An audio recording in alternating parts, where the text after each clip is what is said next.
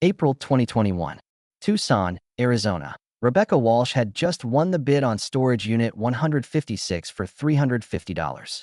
She walked up to the unit, key in hand, ready to roll up that orange metal door and see what she'd bought. That she'd been to maybe a dozen storage auctions before this. Bought a few units.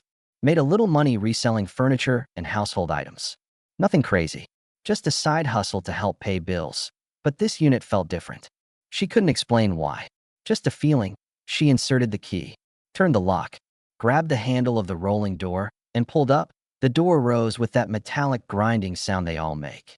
Sunlight flooded into the dark unit. Rebecca took one step forward, looked inside. Her eyes adjusted to the darkness beyond the entrance, and then she saw it. Whatever it was, her breath caught. Her hands started trembling. Without thinking, without saying a word, she grabbed the door handle and slammed it back down. The door crashed shut with a bang that echoed across the storage facility. Her hands were shaking so violently she could barely hold onto her phone as she pulled it out and dialed the number. "David? It's Rebecca. I need you to come here. Right now? I just opened a storage unit and I can't explain over the phone. Just come. Please." David Chun was her lawyer. He'd helped her with a business contract dispute last year. Why was she calling her lawyer about a storage unit? Because what Rebecca saw when she opened that door wasn't treasure, wasn't furniture, wasn't anything normal. That it was something that made her think she might have just walked into the middle of a crime scene, or a conspiracy, or something she absolutely was not equipped to handle alone. This is the true story of the storage unit that Rebecca Walsh almost walked away from. The storage unit that terrified her so much she slammed it shut and refused to open it again for 3 days. And the storage unit that ultimately led her on a 6-month treasure hunt that ended with $7.2 million in buried Civil War gold. But to understand why Rebecca reacted the way she did, you need to know what she saw in those first 5 seconds. And you need to understand how desperate she was when she bought that unit. Rebecca Walsh was 41 years old, divorced, 2 kids, teenagers, working as a paralegal, making $52,000 a year in Tucson. Her ex-husband had cleaned out their joint accounts when he left 3 years ago, moved to Colorado with his new girlfriend. Child support was inconsistent. Rebecca was always behind on bills. She'd started going to storage auctions 6 months earlier. Her coworker Karen did it and made decent money. "It's like gambling," Karen said, "but you can see what you're buying." Kind of. Rebecca needed the extra income. Her daughter Emma wanted to go to college next year. Rebecca had maybe $3,000 saved. Not even close to enough. So every weekend, she went to storage auctions, learned the business, bought smart, resold on Facebook Marketplace and at flea markets. She'd made about $4,000 profit over 6 months. Not life-changing, but it helped. This particular Saturday, April 10th, 2021, she went to an auction at a facility on the east side of Tucson. 8 units up for auction. Unit 156 was the 6th one. When the auctioneer opened it for viewing, Rebecca squeezed through the crowd to look inside. It was dark.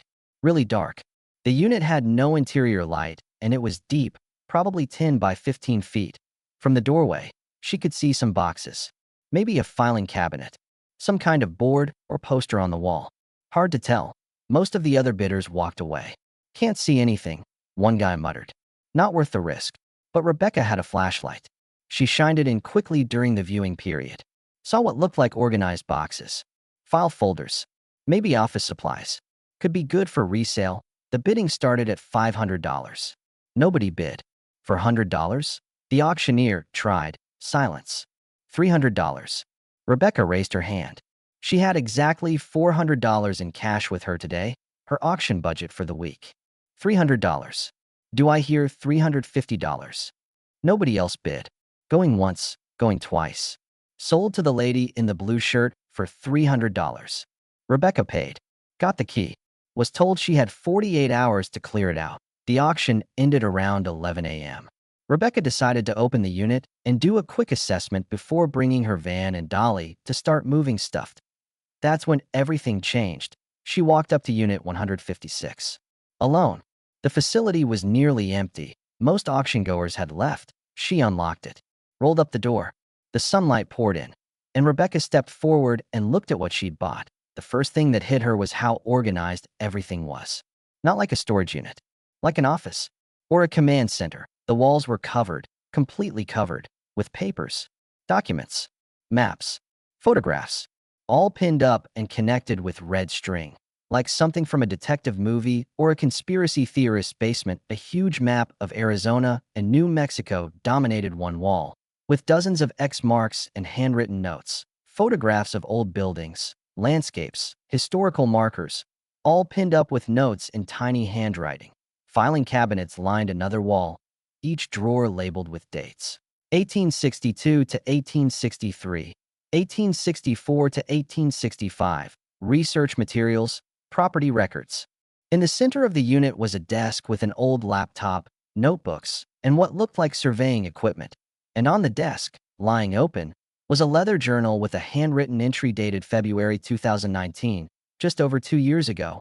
Rebecca only read the first line before she slammed the door shut. I'm getting close. The Confederate gold cache is real. I've narrowed it to 3 possible locations. If I'm right, I'm about to find $8 to $12 million. Confederate gold. Millions of dollars. Research that looked like it came from an obsessed treasure hunter. Rebecca's first thought was, this is crazy. This person was delusional. Her second thought was, what if they weren't? Her third thought was, I need legal advice before I touch anything in there. That's when she called David Chun. David arrived 40 minutes later. Rebecca was sitting in her car, staring at the closed door of Unit 156, still shaking slightly. Rebecca, what's going on? You sounded terrified on the phone. I don't know how to explain this. Just look inside. They walked to the unit together. Rebecca unlocked it, rolled up the door. David stepped inside. Holy, he breathed. He walked slowly through the unit, studying the walls, the maps, the research. He picked up the journal on the desk and started reading. After 10 minutes, he came back outside. His expression was serious.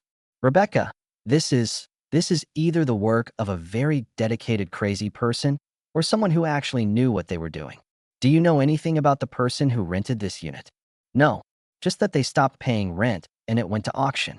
David pulled out his phone and started researching. After a few minutes, okay, I found something. This unit was rented to a man named Dr. Howard Fitzpatrick.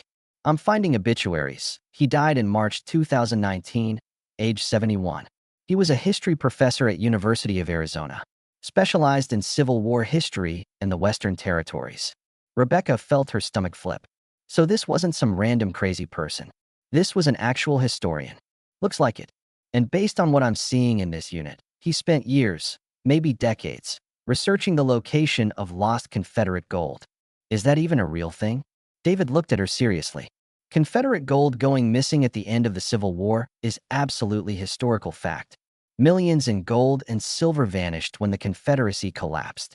Some was recovered. Some never was. Treasure hunters have been looking for it for 150 years. So what do? We document everything. We research his findings. And we figure out if there's any validity to his claims. Because if he was right, and if you can follow his research to actually find something, you'd have a legitimate claim as the owner of his research materials. But is that legal? Can I just take his treasure hunting research and use it? You legally bought the contents of this storage unit. His research is part of those contents. If you use his research to find something, it's like using a purchased map.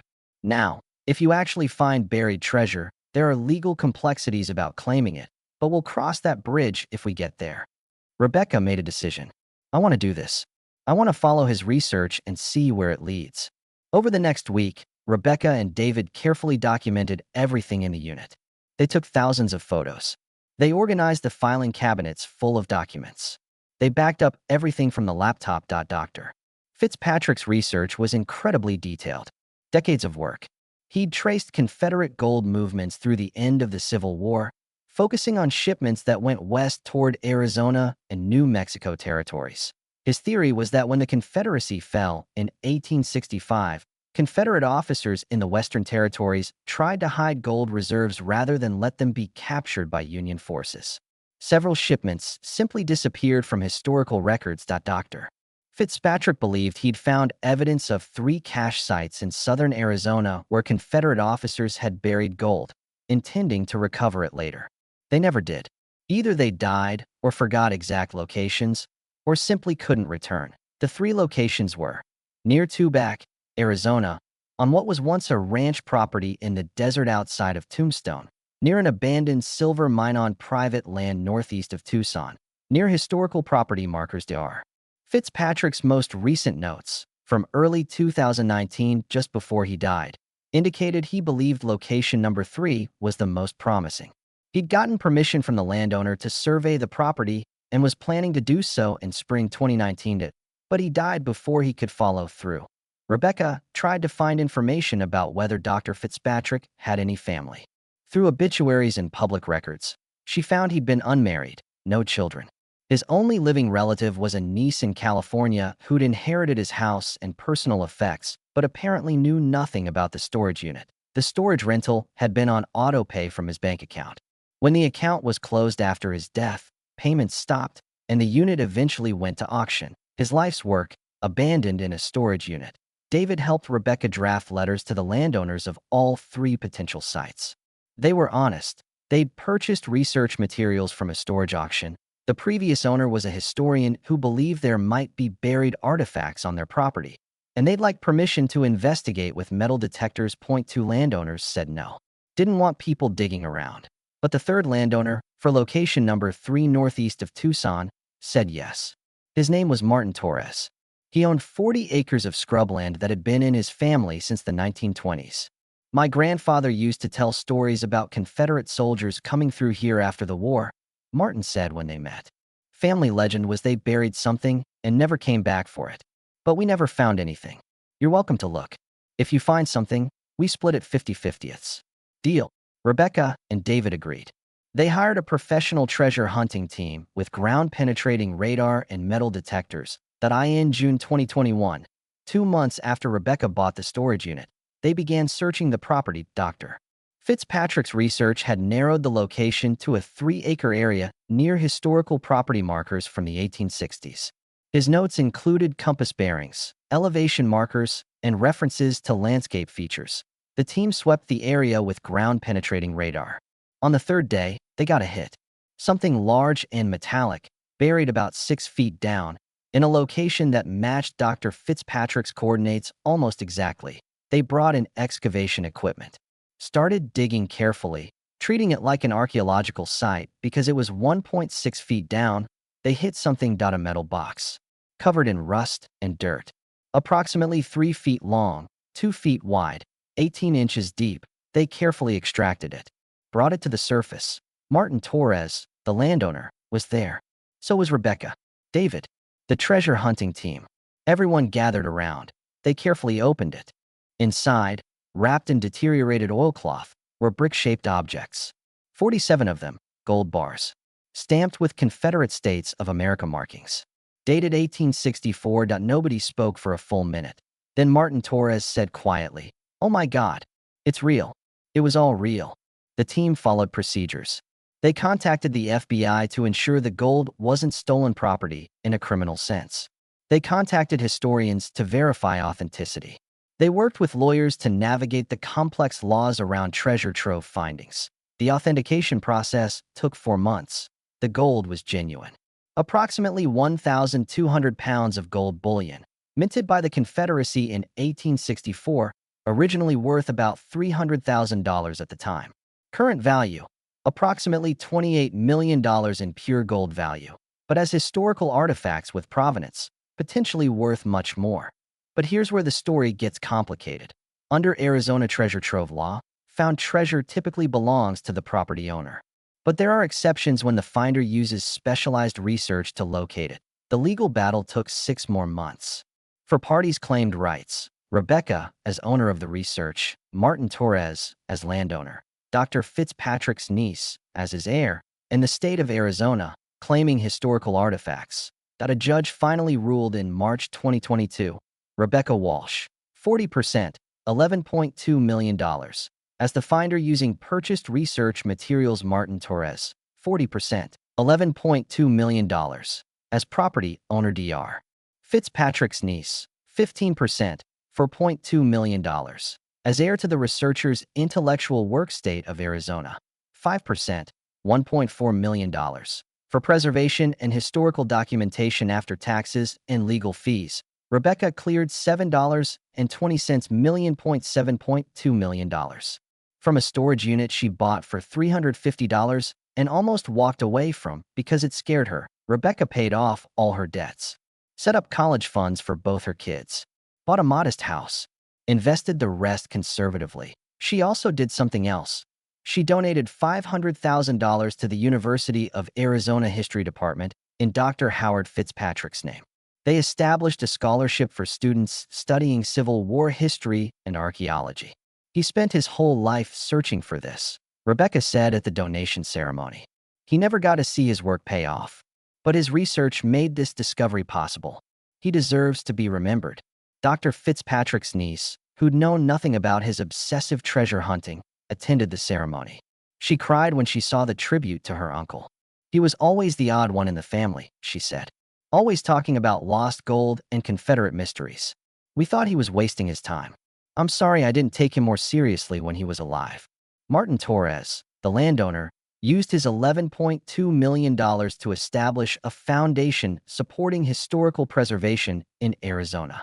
He kept one gold bar as a display piece in his home, with a plaque telling the story. The gold bars themselves, after being studied and documented by historians, were sold at auction to museums and private collectors over the course of a year.